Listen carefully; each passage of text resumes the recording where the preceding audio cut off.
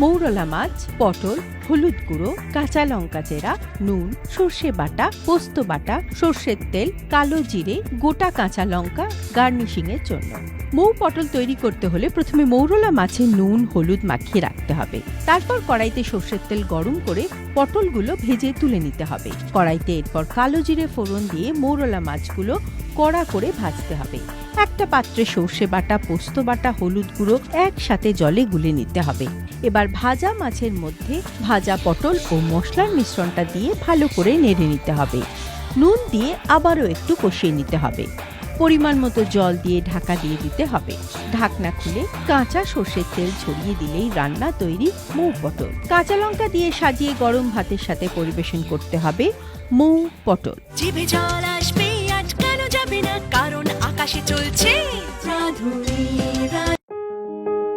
রাঁধুনি রোজ দুপুর 1:30টায় আকাশ আটে।